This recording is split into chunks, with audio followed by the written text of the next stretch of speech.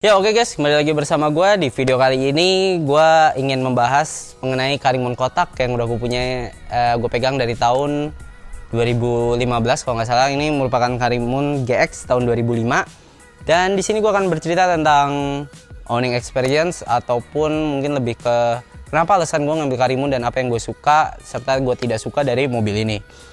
Ini dari kita kilas sejarahnya secara singkat.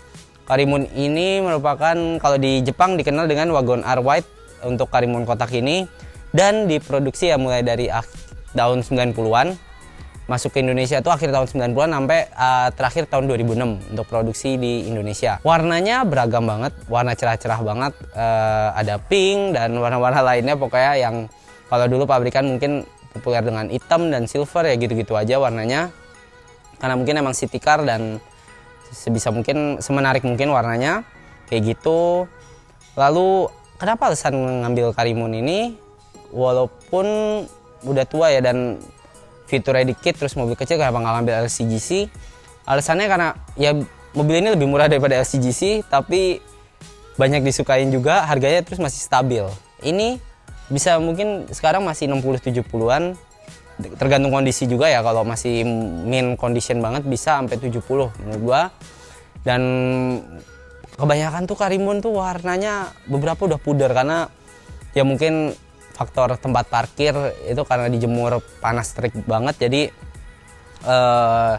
beberapa udah kusam. Dan dulu juga belum populer ya perawatan kayak detailing ataupun coating atau PPF itu belum banyak banget, jadi ya udah apa ada ala kadarnya aja, cuma nyuci terus ya kayak gitulah pokoknya. Selain itu alasannya ngambil ini tuh karena dulu pernah punya ini, partnya itu cukup murah, perawatannya murah, bensinnya juga irit, terus fun to drive juga lah, jadi enak banget pokoknya. Permasalahan dari mobil ini secara umum yaitu, bukan permasalahan aja sih ya, kekurangan mobil ini secara umum yang banyak dikeluhkan yaitu bodinya yang limbung, mungkin karena posisi mobilnya yang cukup tinggi, ngotak, lalu ukuran dari lebar velg yang nggak terlalu lebar banget, terus ringnya juga ring 13, itu membuat mobil ini jadi limbung dan tidak cukup stabil dikendarai pada kecepatan tinggi. Tapi hal-hal seperti itu kan masih bisa dibuat untuk menjadi stabil, seperti pasang sway bar atau pasang suspensi yang lebih keras biar lebih stabil, lalu mengganti ring yang lebih besar dan juga velg yang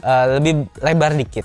Kalau kelebaran karena ini bisa mentok, jadi pas belok bisa mentok, itu nggak direkomendasikan kalau yang lebar banget, jadi kayak mesti masang spacer atau apa lagi, itu malah budget lagi. Dan mobil ini banyak banget di Bandung ya, sekitar Jawa Barat itu dimodif ala-ala OM Look. OM Look ini cukup populer emang di Jawa Barat, jadi biasanya kebanyakan make velg kaleng terus ada dop wheel tengah ataupun dop wheels dari Suzuki lainnya, atau bahkan Suzuki Karimun yang dari Jepang, dop wheelsnya bisa didatengin ke sini. Tapi nggak selamanya OM Look tuh velg kaleng juga ya. Pokoknya part-part original equipment manufactured itu pokoknya dipasangin di mobil ininya gitu loh. Oke, kalau kalian lihat kan dari desain eksterior nih, emang mungkin beberapa orang tuh banyak yang bilang lucu dan juga imut. Jadi ini gue sering make kemana-mana ya. Waktu itu beberapa orang pun juga kayak di Jogja itu orang masih cukup suka dengan mobil ini. Bahkan beberapa tuh kayak nanya, "Mas dijual apa enggak?" gitu. Jadi itu merupakan prestis juga sih kalau kita bisa menjaga kendaraan yang cukup tua terus kondisinya masih mulus. Itu ada orang nanya kayak gitu juga lumayan kebanggaan tersendiri sih kayak gitu. Kalau untuk bawaan GX ini sudah ada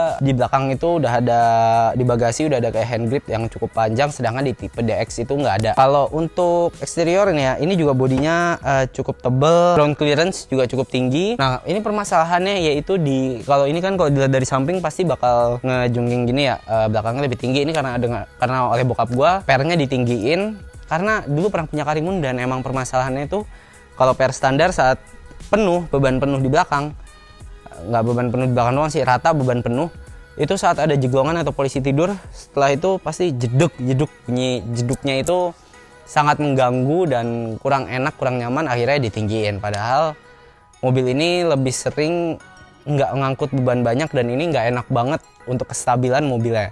Jadi ini ke depan bakal gue ganti dengan mungkin ganti per ukuran standar yang karakternya beda dan lebih enak, atau bahkan bakal pasang coilover kayak gitu. Dan ini juga ke depannya bakal gue modif ala-ala OM Look karena udah dapat velg kaleng, terus udah dapat dopilsnya juga. Nanti pokoknya ada di next videonya kalau soal modifikasi Karimun ini. Ini juga hitungannya udah lama banget gue nggak bikin video tentang Karimun ini, udah jarang banget kelihatan di depan kamera. Jadi dari kemarin bikinnya ngobrol cerita bareng owner, sedangkan ini mobil ini sendiri belum pernah gue ceritain gimana-gimananya kayak gitu. Lanjut ke sektor mesin. Sektor mesin ini 1000 cc karburator.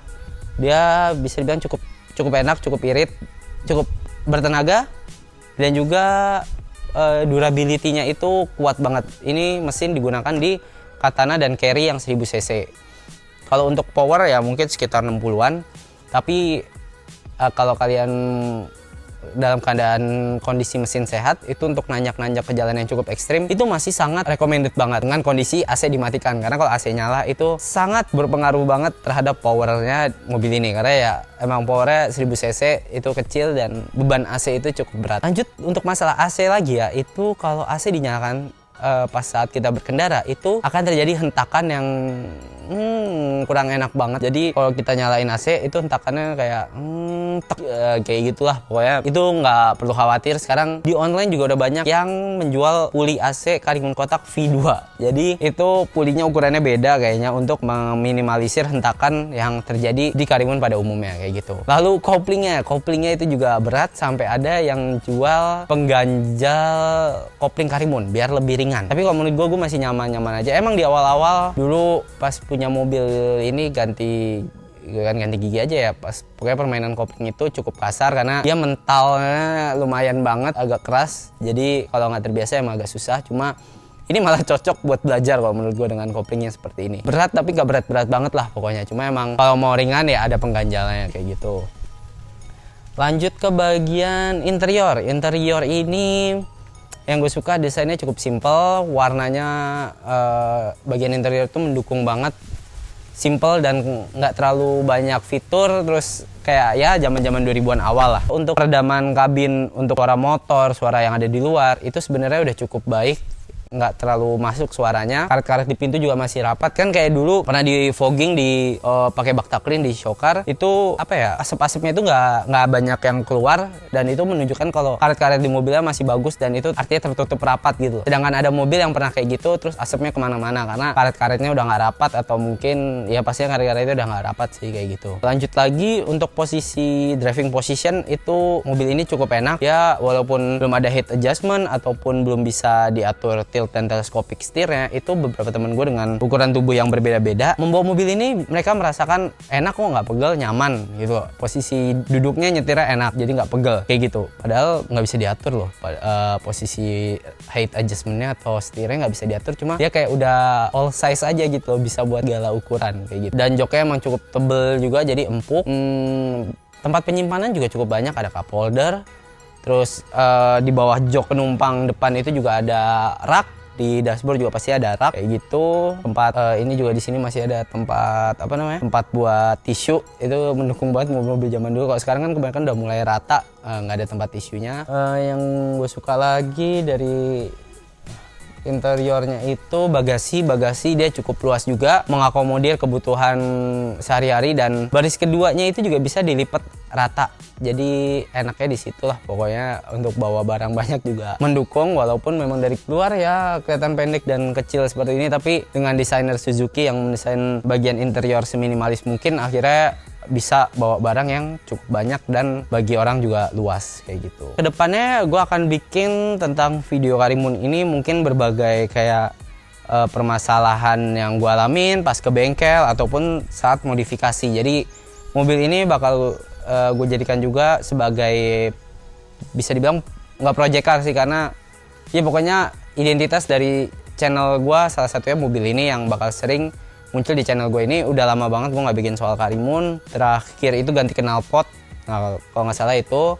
Besok pokoknya bakal gue bikin tentang modif, lalu apa aja yang udah gue ganti di mobil ini, part pendukungnya apa aja. Video ini bisa dibilang video pembuka untuk Karimun ini, walaupun udah telat, nggak dibikin dari dulu-dulu. Tapi untuk yang mau ngecek video Karimun gua ini ada di playlist channel gua, jadi bisa langsung ngecek aja. Itu aja mungkin untuk video kali ini, semoga bermanfaat bagi kalian dan thank you banget yang udah buat nonton. Dan buat owner-owner Karimun Kotak juga bisa langsung aja komen di video ini, kita diskusi bareng permasalahan yang pernah dialamin apa, dan mungkin bisa berbagi bengkel juga untuk wilayah Jogja ataupun wilayah lainnya. Jangan lupa untuk like, share, dan subscribe.